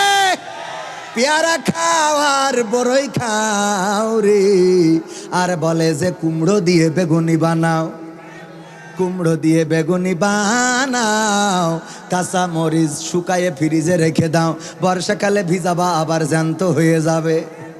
কাঁঠাল দিয়ে গোশতের অভাব পূরণ করো, কথা কয় না? এই কথাগুলো বলে বাংলাদেশে রাজনীতি করা যাবে? প্রেসিডেন্ট যা খাবে আমরাও তাই খাবো। প্রেসিডেন্টের ফ্রিজে যদি গরম গরম খাবার থাকে, আমার জনগণ কেন পান্তা খাবে? কারণ আমরাই তো বলেছিলাম নেতা তুমি এগিয়ে চলো, আমরাই আছি তোমার সাথে, নেতা তোমার ভয় নাই, রাজপথ ছাড়ি নাই, আমার নেতা যেখানে আমরাই আছি সেখানে। নেতা এখন কি খায়? পোলাও কুরমা খায়, আমি কেন বিড়ি খাই? ঠিক না বেঠে? নেতা খাবে যা, জনগণও খাইতে হবে তা, ঠিক না বেঠে? এমন নেতা হতে হবে। এখনো সময় আছে আমার নেতারা, আশা করি কোরআনের আলোকে, আল্লাহর রাসূল সুন্নাহর আলোকে, আল্লাহর নবীর সুন্নাহর আলোকে জীবনটা সুন্দর করে নিয়ে এই বাংলাদেশে ন্যায় ইনসাফ কায়েম করে দেবে, জনগণের অধিকার বুঝে দেবে, জনগণের অধিকার যেন বিনষ্ট না হয়। জনগণের জন্য রাজনীতি হতে হবে। ভালো কাজের প্রশংসা আছে না নাই? এখন সৌদি আরবে গেলে প্রেসিডেন্ট জিয়াউর রহমান ওখানে নিম গাছ দিয়েছিলেন, সেটা দেখা যায়। ওই নিম গাছের নাম রেখেছে শাজারাতুজ জিয়া বা জিয়া ট্রি বলে তারা সম্বোধন করে থাকে। ও আমার ভাইয়েরা, সংবিধানে বিসমিল্লাহ সংযোজন করেছিল, বিসমিল্লাহির রহমানির রহিম, আল্লাহর প্রতি পূর্ণ আস্থা ও অবিচল বিশ্বাস নিয়ে রাজনীতি, এইগুলো করার কারণে প্রশংসিত হয়েছে বেগম জিয়া আলেমদের পক্ষে থাকার কারণে। আলেমদের কোনোদিন বেইজ্জতি করে কোনো কথা বলে নাই, আলেমদের কোনোদিন বেইজ্জতি করে নাই। এই জন্যে তার জানা যায় হযরত মাওলানা মামুনুল হক, তারপরে ডক্টর মিজানুর রহমান আজহারি, শায়েখ আহমদুল্লাহ সহ প্রতিটা ইসলামী আন্দোলনের আমির নেতা কর্মী তারা এসে ওই জানাজাটাকে, তারা জানাজায় এসে শরীক হয়ে প্রমাণ করে দিয়েছেন যে ভালো কাজ করে যে সম্মানও পাইছি, ঠিক না বেঠে? এই জন্য ভালো কাজ করলে প্রশংসিত হবে, আর খারাপ কাজ করলে লাঞ্ছিত করবেন কে? যারা বলেছিল পালাবো না, খেলা হবে, এখন নাই নাই নাই রে, সব তো পালিয়ে গেল, আর খেলা করার জন্যে মাঠ ফাঁকা ফাঁকা রে। এখন খেলা জমাইনোর জন্যে না পেরি, আগে একসাথে ছিল জামাত আর বিএনপি, তো একটু ভাগ করি নেছে, যেহেতু দুই দল না হলি খেলা করবো কি করে, তাই না? এজন্যই নিজেরা যেহেতু যারা মুসি হইস তারা চলে গেছে, তো একটা তো মুসি বানাইতে হবে। মুসি বোঝেন তো? মানে একজনের তো একটু চোখ বাঁধতে দিতে হবে, দিয়েতে কাটি করতে হবে না, যে দেখা যাচ্ছে যে যার চোখ বাঁধতে হবে সে চলে গেছে। তো এই জন্যে আমরা নিজেরা চোখ বাঁধতে খেলা করতেছি, ঠিক আছে না বাজান? দেখা যাক খেলায় কোথায় গিয়ে ঠেকে, ঠিক না বেটে? আল্লাহ আমাদের কল্যাণের পথে পরিচালিত করুন, বলেন আমিন। একটু জিকির করেন, লা ইলাহা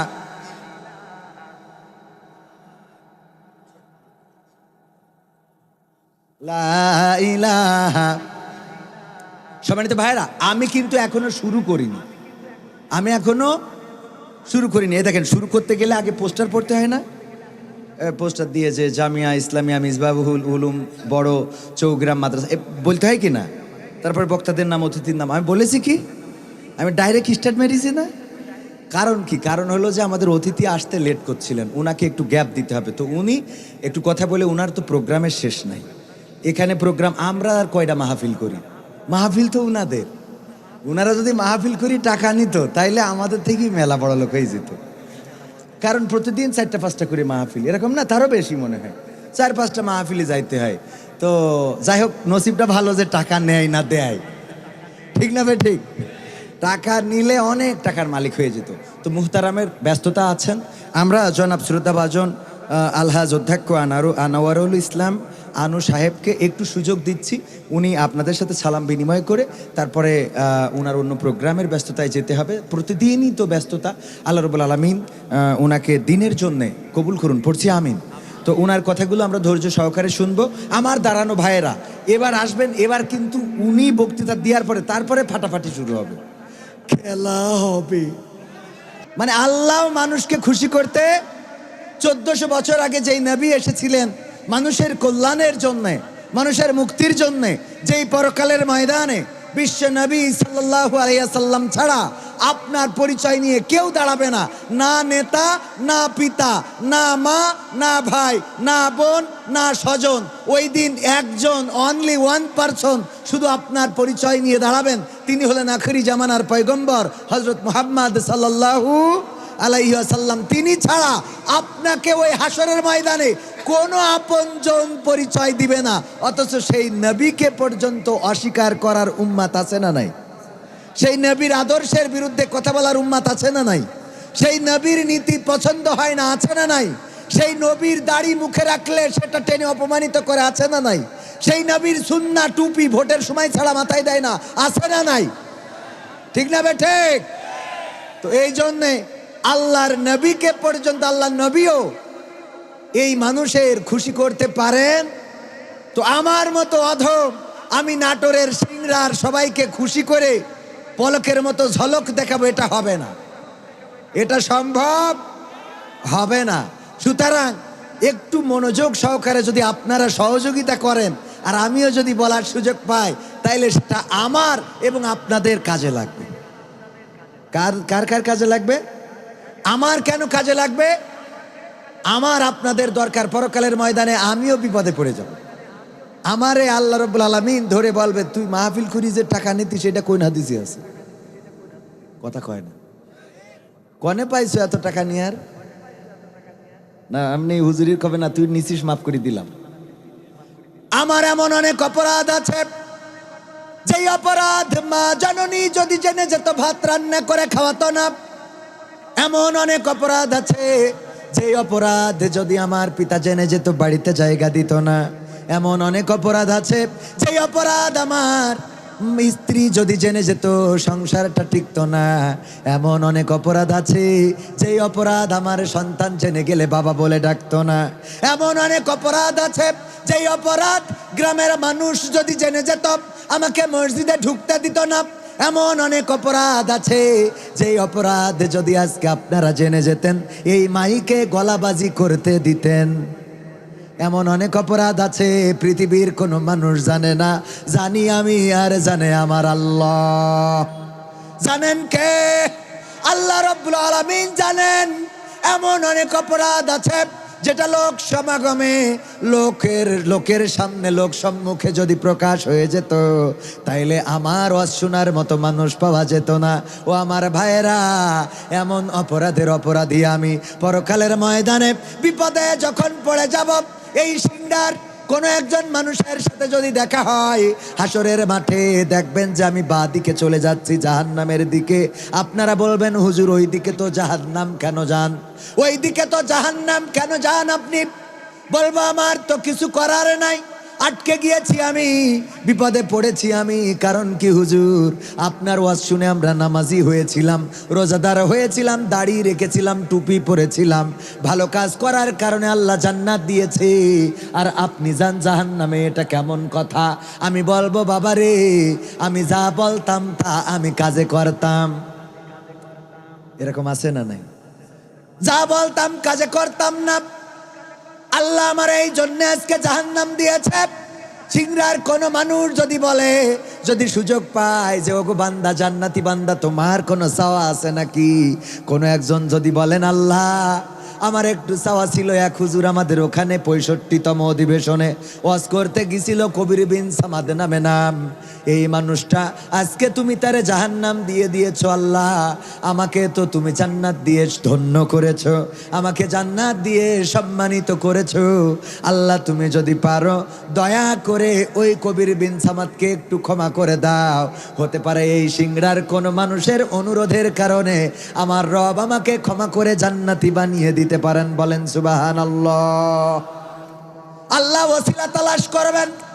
ওগো বান্দা, তোমার কোনো ওসিলা খুঁজে দেখো পাও কিনা, যেটা দিয়ে আমি তোমার ক্ষমা করতে পারি।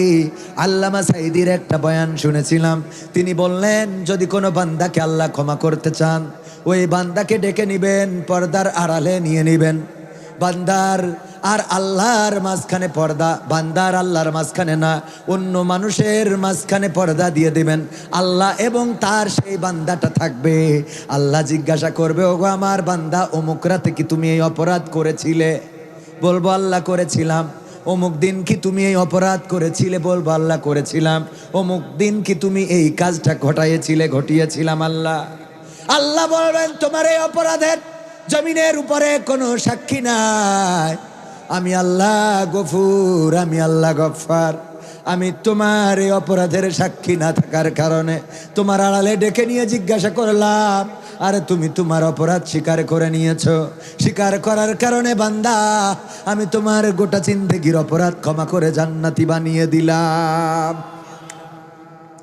অনেকেই বলেন যখন সব দরজা বন্ধ হয়ে যায় তখন আল্লাহর দরজা খোলা থাকে। আর আমি বলি সব দরজা যদি খোলা থাকে তাও আল্লাহর দরজা কি বন্ধ হয়? না, বন্ধ হয় না। আল্লাহর দরজা কোনোদিন বন্ধ হয় না। অনেকেই বলে সবার দৌড় যখন শেষ হয়ে যায় তখন আল্লাহর দৌড় শুরু হয়। আর আমি বলি সবাই যখন একসাথে দৌড়ায় আল্লাহ সেই সাথে দৌড়ানোর সহযোগিতা রাখে না। আমার রব তো এমন রব, আপনি একবার যদি ডাক দেন আল্লাহ, বলেন আল্লাহ, একবার যদি ডাক দেন আল্লাহ, আমার নবী বলেছেন আল্লাহ 10 বার ডাকের সাড়া দেন। আল্লাহু আকবার। আল্লাহ 10 বার ডাকের সাড়া দেন আর বলেন, বান্দা তোমার কিসের প্রয়োজন তুমি বলো, বান্দা তুমি কি চাও, বান্দা তোমার চাওয়াটা কি বলে দাও। আমরা একবার ডাকলে আল্লাহ 10 বার সাড়া দেন। বিশ্বনবী সাল্লাল্লাহু আলাইহি সাল্লাম বলেছেন, আল্লাহ রব্বুল আলামিনের দিকে যদি কেউ একটা কদম বাড়িয়ে দেয় আল্লাহ তার দিকে কুদরতি কদমটা 10 কদম বাড়িয়ে দেন। আমরা আল্লাহকে চিনলাম না, আল্লাহকে বুঝলাম না, আল্লাহকে খুঁজলাম না, আল্লাহকে চাইলাম না। নেতার পিছনে স্লোগান, পিতার প্রশংসা, আমরা নানান কিছু করে বেড়াই, কিন্তু এইগুলো আমাদের কোনো কাজে দিবে না পরকালের ময়দানে। আপনার আমল নিয়েই কবরে যাওয়া লাগবে। আপনার ওই কবরের মধ্যে প্রশ্ন হবে কয়টা? সবাই বলেন কয়টা? আরো জোরে কয়টা? 3টা প্রশ্ন করবেন। 1 নম্বর প্রশ্ন, মান রব্বুকা, তোমার রবকে, তোমার প্রতিপালককে, তোমার ইলাহকে। আমরা রব হিসাবে আল্লাহকে কি মানলাম? আল্লাহকে যদি মানতাম তাইলে কি আর বাজার ভর্তি লোক থাকতো? আর মসজিদটা মুয়াজ্জিনে আজান দেয়, মাঝে মাঝে ইমাম আর মুয়াজ্জিন ছাড়া লোকের দেখা পাওয়া যায়। এরকম মসজিদ আছে না নাই? মসজিদ আছে কিন্তু মুসল্লি নাই। কিন্তু একটা বাজার দেখান, যেই বাজার আছে কিন্তু ক্রেতা নাই। বাজারে লোক ভর্তি, কেনা লাগুক আর না লাগুক, শুধু লোক ভর্তি না। আমি বললাম আল্লাহ কিয়ামতের আগে অনেক কিছু তুলে নেবে, মায়া মমতা তুলে নেবে, মানুষের হায়া কায়া তুলে নেবে। নারীদের লজ্জা, নারীর ভূষণ, এই লজ্জাটা আল্লাহ তুলে নিয়েছে, ঠিক না বে ঠিক? লজ্জাটা এখন নাই। এই বছর এসে দেখলাম আল্লাহর একটা জিনিস তুলে নিয়েছে, আমার মন বলে সেইটা হলো নারীদের থেকে আল্লাহ শীতটাও তুলে নিয়েছে। ওদের শীত বলে কিছু নেই। সকালবেলা সূর্য ওঠে নাই, কম্বলটা ছাড়তে ইচ্ছা করে না, কিন্তু মা বোনেরা বাজারে ভরা, কোলের মধ্যে বাচ্চা। ওই নেদা বাচ্চাটা যদি কথা বলতে পারতো তাইলে বলতো, মা আমি পদত্যাগ করলাম, তোর মতো মারে মা বইলে মানতি পারলাম নারী। ঠিক না বেঠে? কারণ তুই মা এই শীতে সূর্য দেখা যায় না, আর তুই বাজারে আমার কোলে করে নিয়ে বাজার মেরে বেড়াস। ওরে মা, তোর মতো মা সহ্য করতে পারি না রে মা। কিন্তু বলার তো ভাষা এখনো দেয় নাই, বলার তো শক্তিও নাই। ও আমার ভাইরা, আল্লাহ রব্বুল আলামিন বলেছেন ওয়া করেনা ফি বুয়ুতিকুন্না ওয়ালা তাবাররাজনা তাবাররুজাল জাহিলিয়াতিল উলা। ওগো নারীরা, পর্দার মধ্যে থাকো, জাহিলি যুগের মেয়েদের মতো সাজুগুজু করে নিজেদেরকে প্রদর্শন করে বেড়ায়ও না। আর আমার মা বোনেরা, বিউটি পার্লার ছাড়া এখন তেমন একটা পিকনিকে যাইতে চায় না, অনুষ্ঠানে যাইতে চায় না, বিয়ের অনুষ্ঠানে বসতে চায় না, বন্ধু বান্ধবের বাড়ি যাইতে চায় না। আগে ওরে বিউটি পার্লারে ঢুকা লাগে, বলেন ঠিক কিনা? সাজুগুজু করে না, করে না, সাজুগুজু করে। কোন দিন করে? যেই দিন বন্ধুর বাড়িতে দাওয়াত ওই দিন করে। কিন্তু সাজুগুজু করার কথা স্বামীর জন্যে, ও স্বামীর জন্য কোনোদিন সাজলো না, স্বামীর জন্য কোনোদিন লিপস্টিক দিল না, স্বামীর জন্য কোনোদিন কপালে টিপটা পরলো না, স্বামীর জন্য কোনোদিন চুলটা সুন্দর করে শ্যাম্পু করে ফ্যাশন দিয়ে রাখলো না, স্বামীর জন্য কোনোদিন ছোট ছোট পাতলা কাপড় চুপড় পরলো না। কিন্তু যেদিন বন্ধুর বাড়িতে যাবে ওই দিন সাজুগুজু দেখে কি ডাকি ডারি। ঠিক না বেঠে? এই জন্য স্বামীও ওই পরিমণি দেখে বেড়ায়, স্বামীও কারিশমা কাপুর না কি যেন, কারিনা কাপুর, ঐশ্বরিয়া রায়, রুনা লায়লা, তারপরে রাশ্মিকা মান্দানা, এইগুলো দেখে বেড়ায়। কারণ তুমি তো ওদের মতো, তোমার চেহারাও তো খারাপ না। তুমি মাঝে মাঝে যদি এইরকম সাজে থাকতে, তাইলে ও কিন্তু চায়ের দোকানে আর পরিমণিরে দেখে বলতো না ঠিক না বে ঠিক? এইগুলো স্বামীর জন্য সাজার দরকার আছে না নাই? কিন্তু স্বামীর জন্য সাজে না, সাজে বন্ধুর জন্য। আপনার বলা ঠিক হবে না, মুরব্বী মানুষ, ইয়াং দেবেন। সাজে কার জন্যে? কার জন্যে? বন্ধু বান্ধবের জন্য। সারা বছর পর্দা করে, বুরখা পরে, ও আল্লাহওয়ালা। কিন্তু যেদিন গায়ে হলুদ, ওই দিন ওরে বাবা হলদে শাড়ি পরে ডিজের তলে তলে কাদার মাখামাখি আছে না নাই? আছে না নাই? আবার আমার যুবকেরা কয়েকদিন আগে দেখলাম এক জায়গায় প্রশ্ন দিয়েছে, হুজুর মুসলমানের অনুষ্ঠান মানে সুন্নাতে খাতনা, এই সুন্নাতে খাতনার অনুষ্ঠানে ডিজে বাজায়, আপনাদের এই দিকে বাজায় না? হ্যাঁ, পাবনায় সেদিন দেখি ওরে কুপাকুপি। আমি বললাম কি ব্যাপার? তা বলছে মুসলমানই দেবে একজন। আবার সিরকুট দিয়েছে যে হুজুর এই সুন্নাতে খাতনা অনুষ্ঠানে ডিজের কুপাকুপি করে, এটা কি জায়েজ আছে? আমি বলো, আমি তো বাবা মুফতি না, ফতোয়া তো দিতে পারবো না, তবে আমি বাংলা কথায় যেটা বুঝি, সুন্নাতে খাতনা মানে আমরা বলি মুসলমানই দেয়, ঠিক কি না? আপনারা কি বলেন? তা মুসলমানি দিতে যাই যদি তোর ওই হিন্দুকের ওই ডিজের কুপাকুপি ঢোল তবলা বাজাইতে হয়, ওর থেকে তোর কাটার থেকে আকাটা ভালো। আমি যেটা বুঝি ভাই, এটা মুফতিরা অন্যভাবে বলবে, সেটা বুকেনতে শুনে নিয়েন। আমার বাংলা কথা হইলো, তোর যদি মুসলমান হতে যাই হিন্দুয়ানা কালচার দিয়ে শুরু করতে হয়, তা তোর থেকে ওর থেকে আকাটা থাক। খারাপ বললাম বাবা? বিয়ের অনুষ্ঠানে ডিজের কুপাকুপি, জন্মদিনের অনুষ্ঠানে, বার্থডে, পিকনিকে কুপাকুপি আছে না নাই? আমি বলেছি যেই বাড়িতে ডিজে বাজে বিয়েতে, গায়ে হলুদে, সুন্নাতে খাতনায়, বার্থডেতে, পিকনিকে, যেই বাড়িতে ডিজে বাজায়, আর যারা ডিজে বাজায়, আমি নিজেই আমার গ্রামে বললাম, এই যে ডিজের কুপাকুপি করেন আমাদের তো অসুবিধা হয়। বলতেছে বিশেষ একটা দিন, তোমাদের কেন এত সমস্যা হয়ে যাচ্ছে? আমি বললাম ঠিক আছে বাবা বাজান, আমিও মাথায় টার্গেট করে রাখিছি, বিশেষ দিনে যদি তোমার ডিজে বাজায় ন যায়, সবচেয়ে বিশেষ দিন হইল মরে যাওয়ার দিন। ঠিক না বে ঠিক? কারণ এই আজরাইল তো চাইলেই আসে না, চাইলেই আসে, ডাকলেই পাওয়া যায় না।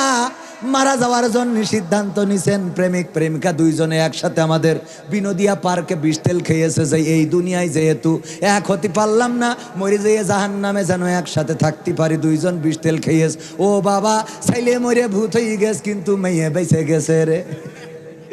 ও আসলে কি মরার জন্য খেয়েছে? ও রাস্তাটা ক্লিয়ার করলো। এ পাগলরা বোঝে না, না বুঝে ওদের সাথে তাল দেয়। বুঝা লাগবে বাবা, খবরদার, বিয়ের আগে তুমি কারোর সাথে তাল মিলাইও না। বাটাম তুমিও খাবা, তোমার জীবন এহকাল পরকাল দুইটাই যাবে। ঠিক না বেঠিক? ঘুঘু ঘুঘু ঘুঘু দেখেন না, ঘুঘু এই খাসা বলে ঘুঘু দেখিছো? ফাঁদ দেখো নি? এই যে ফাঁদের মধ্যে যে ঘুঘুটা থাকে, ওই ঘুঘু বাঁশবাগানে নিয়ে যে পাতে, ও বলে ঘুঘু ঘুঘু ঘুঘু ঘুঘু। ও কি ঘুঘু বলে? ও কি বলে?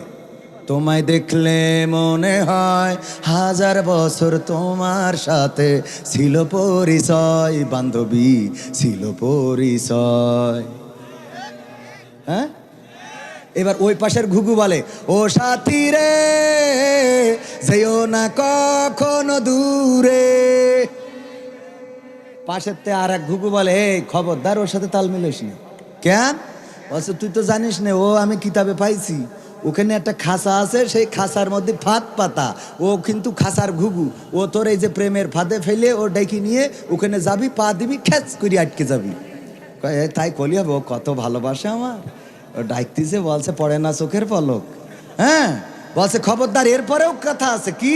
তা এরপরে তোরে করবে জবাই, তোরে ধরি নিয়ে জবাই করবে, তারপরে ওর বউ এরকম করি করি সব ছেড়বে, পশমগুলো তুলবে, তারপরে কাইটিয়ে টুকরো টুকরো করবে, তেল পেঁয়াজ রসুন, এই যে পাবনার খাঁটি সরিষার তেল, যে সরিষা হয় আপনার নাটোরে, আর ওই যে রসুন হয় আপনার নাটোরে, এই রসুন আর পেঁয়াজ থেতু করে দিয়ে গরম তেল যখন ফুটে যাবে ওর মধ্যে ছেড়ে দেবে, ওর মধ্যে ভুনা হয়ে যাবে, মাখো মাখো করি ওই মালিক বসে বসে তোমার হাড়গুলো কড়মড় করে চাবাই খাবে।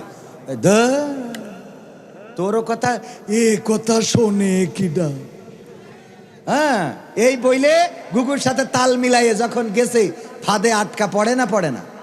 ফাঁদে আটকা পড়ার পরে মনে পড়ে গেল, ওরে আল্লাহ, আমার ওই বন্ধু তো বলিল খবরদার যেন প্রেম করো না, তাইলে কিন্তু বিপদে পড়ে যাবা। ও আল্লাহ, এখন না জানি আমার জবাই করে রে। মালিক আসার পরে ধরে যখন জবাই দিয়েছে, দেওয়ার পরে বলছে, কেন যে ওই ঘুঘুর ওয়াজটা শুনলাম না? যদি আমি ওই হুজুর ঘুঘুর ওয়াজটা শুনতাম রে,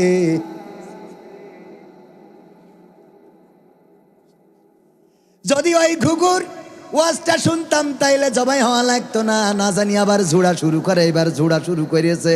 মোল হুজুরির রজের কথা মনে পড়ে, তারপরে কুপায়ে কেটে নিয়ে যখন তেলে ভুনা করতেছে, মনে পড়ছে কার কথা? কথা কয় না, হুজুরির কথা মনে পড়ে না? এই জন্যে যুবকেরা আমার, এরপরে শুধু ভুনা করে নাই, কর্ময় করে চাবায়ে যখন খাই রে, ওই ঘুঘু বলছে, আরে আল্লাহ, যদি আমি একটু কবির বিন সামাদের ওয়াজটা শুনতাম, এই ঘুঘুর সাথে যদি পড়ে না চোখের পলক, ও সাথী রে যেও না কখনো দূরে, রাশমিকা মান্দানা, ঐশ্বরিয়া রায়, কারিনা কাপুর, বুবলি পরিমণি, এইগুলো যদি মেরে না বেড়াতাম রে, তাইলে এই বিপদে পড়া লাগত না রে। কথা কি বুঝিছেন?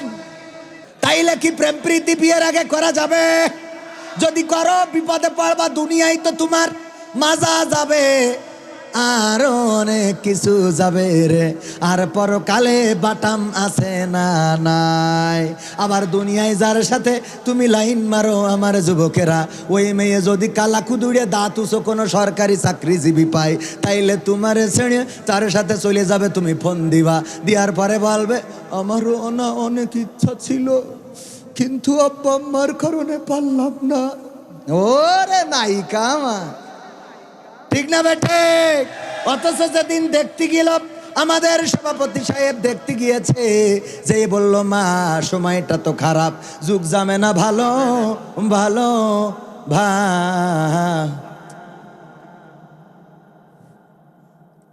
ও আমার ভাইয়েরা, আপনাদের কি কষ্ট হচ্ছে? কষ্ট হচ্ছে? জালাত তো শেষ নেই, তাহলে আর একটু সামনে আগাবো। ওয়াজ তো এখনো শুরু করিনি। সূরা ফাজরের 27, 28, 29, 30 কয়টা আয়াত পড়িলাম? তো এইটাই যাবো, তা সে এখনো পোস্টার পড়ি শেষ করতে পারিনি। কেমন লাগে এখন? আবার আমাদের অতিথি এসেছে, অতিথিও তো মনে আসছে, মনে হয় প্রার্থী। হ্যাঁ হ্যাঁ, সান সান, কারা কারা সান হাত উঁচু করেন। লিল্লাহে তাকবীর, নারায়ে তাকবীর।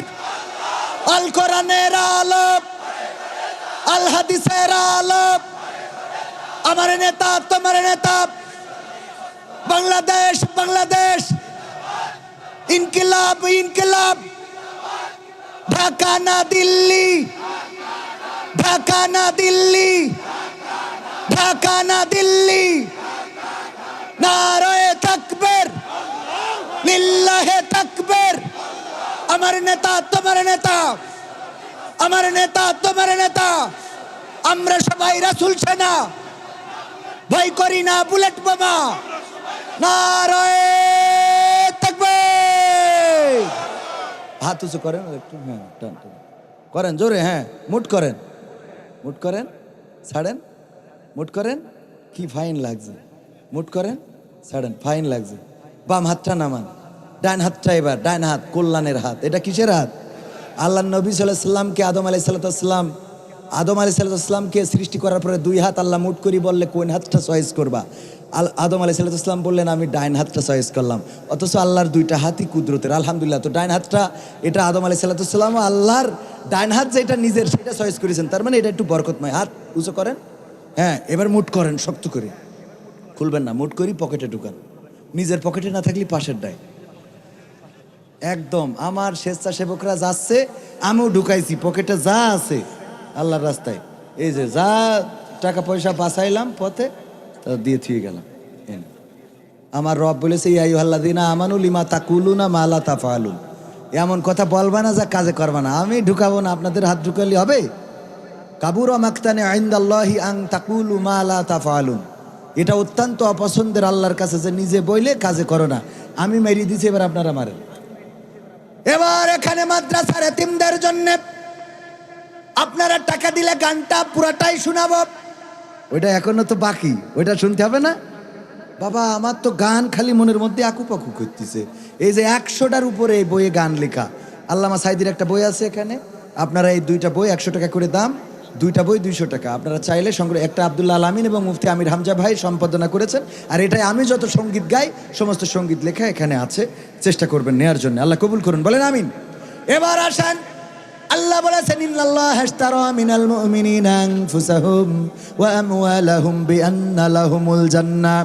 আমার আল্লাহ বলেছেন, ওগো আমার বান্দারা, তোমরা আমার রাস্তায় যে জান এবং মাল খরচ করো, তার বিনিময়ে আমি জান্নাতটা তোমাদের নামে লিখে দিই। এখন আসেন, আমাদের স্টেজে অনেকেই আছেন, গণ্যমান্য ব্যক্তিবর্গ আছেন। এই বিশাল মাহফিল, ঐতিহ্যবাহী মাহফিল, 65তম এই অধিবেশনে মাদ্রাসা যেটা চলে, অনেক পুরাতন একটা মাদ্রাসা। এই মাদ্রাসায় এতিম ছাত্ররা পড়ে, তাদের জন্যে 5,000, 10,000, 50,000, 1 লাখ টাকা দেওয়ার মতো অনেকে আছেন। কোন আল্লাহর বান্দা আছেন? আমি মুসাফির মানুষ, দোয়া করে দেব একটু তাড়াতাড়ি আসেন। আর আমার স্বেচ্ছাসেবকেরা প্যাকেট নিয়ে ভিতরে যাচ্ছে। যারা উঠে আসতে পারবেন না, ওই প্যাকেটের মধ্যে 10 টাকা, 20 টাকা, 50 টাকা নয়, ওই প্যাকেটের মধ্যে 500, 1000 টাকার নোট দিয়ে দেবেন। যাওয়ার ভাড়া যদি না থাকে আগে দেবেন, তারপর আমাদের কাছ থেকে ধার করে নিয়ে যান।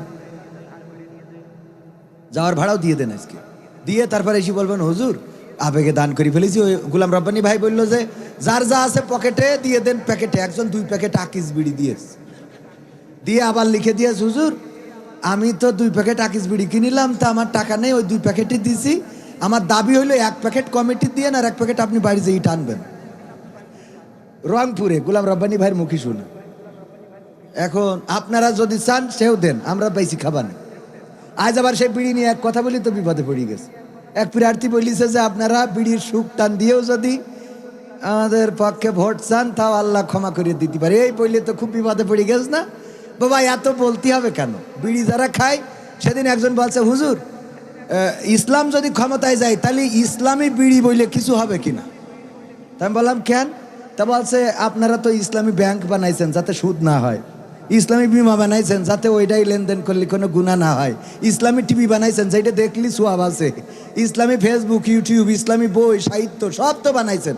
তাই ইসলামী বিড়ি যদি বানাতেন যে আমরা ওইটা খালি গুনাহ হবে না, এরকম একটা কাজ করেন। ও চিন্তা ভালো না যে ইসলামী বিড়ি হইতে হবে যা খালি গুনাহ হবে না। কত বুদ্ধি আল্লাহ। আমার বাচ্চারা গিয়েছে 500, 1000, 2000, 3000, 10,000। এবার আসেন স্টেজে আমার ভাইয়েরা আগামী বছরের জন্য, এই বছরের জন্য নগদ বাকি যে যা পারেন। আমি মুসাফির মানুষ, যুবক মানুষ, আল্লাহ আমি গুনাহগার হইতে পারি, কিন্তু এখানে আমার পাশে বসা মুহতারাম, আমার ডানে বামে বসা অনেক আলেম ওলামা, ইদ্রিস আলী আব্বা নাই, 500 টাকা করলো দান। আল্লাহ তুমি দয়া করে তার পিতার কবরটা জান্নাতের বাগান বানাইয়া দাও। আব্দুল গফুর মা অসুস্থ, আল্লাহ তুমি ডাক্তারের চেয়ে বড় ডাক্তার, কবিরাজের চেয়ে বড় কবিরাজ। তুমি যদি চাও সুস্থতা দান করতে পারো, তুমি সুস্থ মানুষকে অসুস্থ বানাও, অসুস্থ মানুষকে সুস্থ বানিয়ে দাও। ওগো আল্লাহ তুমি দয়া করে তার মায়ের শরীরটা সুস্থ করে দাও। তারপরে ভ্যান শ্রমিক ভাইয়েরা 1050 টাকা দিয়েছে, ভ্যানের শ্রমিক যারা, তারাও এত টাকা দিল। আল্লাহ দানকে কবুল করে নাও, নেখায়াত দান করে দাও। আল্লাহ তাদের রিজিকটা কল্যাণময় করে দাও, আয় রুজিতে বরকত ঢেলে দাও। ওগো আল্লাহ তুমি তাদের পরিবার সন্তান সন্ততিদেরকে কবুল করে নাও। তারপরে বলেন আল্লাহর এক বান্দা নাম বলে নাই, 2000 টাকা, লিল্লাহি তাকবীর। আল্লাহর এক বান্দা 2000 টাকা দিয়ে নাম বলে নাই। ওগো আল্লাহ গোপনে যে করলো দান, আল্লাহ তুমি প্রকাশ্যে তারে জান্নাত দান করে দিও, পড়ে না আমিন। তারপরে আর কে আছেন? দানকারীর পিতা মাতার সুখে রেখো কবরে, নূরের টুপি পরায় আল্লাহ তুলিও রোজ হাসরে, পড়ে না আমিন। নদীরে কুল ভাঙে ও কুল গড়ে, এই তো নদীর খেলা। সকাল বেলার ফকির তুমি, ধনী সন্ধ্যা বেলা। সকাল বেলার ফকির যিনি, সন্ধ্যাবেলা ধনী, তারে বানাতে পারেন কে? আল্লাহর সেই ক্ষমতা আছে না নাই? নারায়ে তাকবীর। আমার শহীদুল মইদুল ভাই, 2 ভাই মিলে 10,000 তো হয় না, এ তো হয় না। আপনি এইরকম করছেন কেন? এ আনারও সময় ভালো। হ্যাঁ কই ভাই, কই শহীদুল ভাই? আমার শহীদুল ভাই, মইদুল ভাই, 2 ভাই মিলে 50-50 করে 1 লাখ দেবেন। তা না হয় আমি কমিশন দিয়ে দিচ্ছি, আসেন কিছু ছাড় দেবো না মাহফিল উপলক্ষে। একজন দিয়েছে 500 টাকা। আল্লাহ দানকে কবুল করো, নেখায়াত দাও, মনের স্বপ্ন পুরা করে দাও। কই আমার শহীদুল ভাই, মইদুল ভাই কই? ও ভাই আপনাদের 50,000 1 লাখ টাকা হয় বিল, তা আপনি না হয় 25 করে 50 তো দেবেন। হ্যাঁ কথা কয় না? হ্যাঁ আর একটু জোরে বলেন। হ্যাঁ তাহলে না বসবে মামা। না না আল্লাহ আল্লাহ আলহামদুলিল্লাহ, আল্লাহ আল্লাহ কবুল করুন। আর 20,000 লিখলে হবে না? না আর 20 লিখবে পাগল। আর 20 না, ও বলি 10 দিয়ে আর 20। নারায়ে তাকবীর। টাকা না দিলি সাদাবাজির মামলা দেবেন। লিল্লাহি তাকবীর। কয় হাজার? আমাদের মামা হয় না, একটু মামা ভাই না, একটু জোর করেছে মামা না, মামা শহীদুল আর মইদুল মামা 10,000 করে, আর 20,000 দুজনের নাম। আল্লাহ কবুল করো। 10,000 দিল নগদ। দানকারীর পিতা মাতার সুখে রেখো কবরে, নূরের টুপি পরায় আল্লাহ তুলিও রোজ হাসরে, পড়ে না আমিন। উনিও দেবে, আপনার মোটে দিন চলে না। মাদ্রাসার মুহতামিমই দেবে 10,000। এ তো আপনাদের এলাকায় তো আমি আরো মনে করছি উনার উল্টো দিতে হবে, উনি উল্টো দিচ্ছে, সহ্য না করি পারা যায়? নারায়ে তাকবীর। মাদ্রাসার মুহতামিম নাম কি? হাফেজ মাওলানা শাকিল আহমেদ। হ্যাঁ শাকিল আহমেদ কাশেমি সাহেব, হযরত মাওলানা মুফতি মুহাদ্দিস হাফেজ মাওলানা